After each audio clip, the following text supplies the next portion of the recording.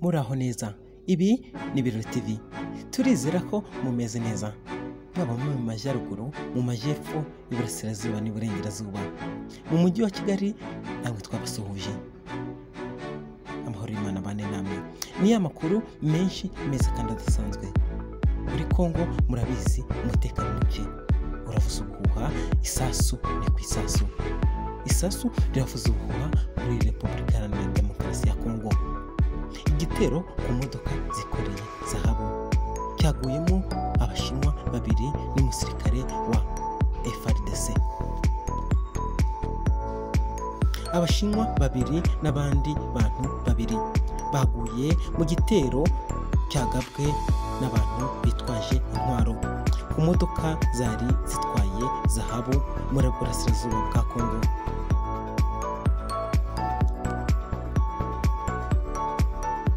Ni mu gico cyatezwe kuwa gatanu imodoka enye z'ikigo cy'ubucukuzi bw'amabuye y'agaciro cya TCM Mining zari zitwaye zahabu yari ivanwe mu kirombe kiri hafi y'umugezi wa Kimbi mu karere ka Fizi mu ntara ya Kivu y'Amajyaruguru.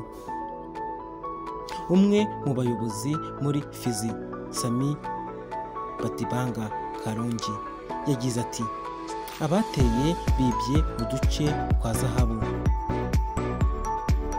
barenganye mu bihuru.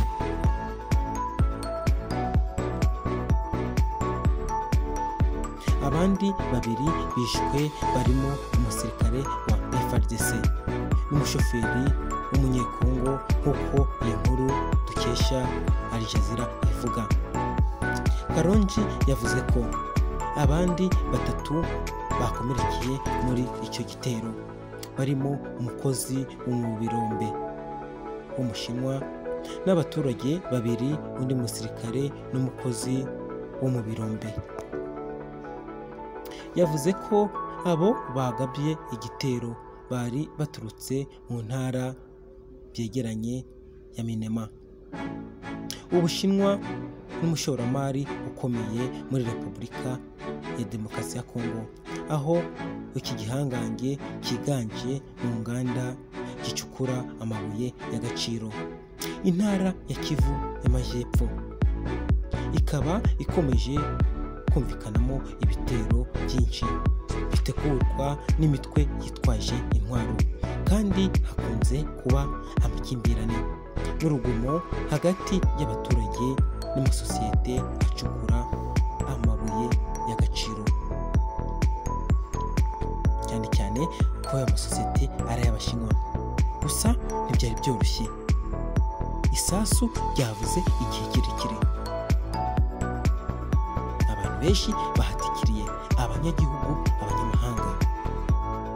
Ni Birori TV tuba twakugereyeyo tukakubwira. Niba dukunda tukande subscribe.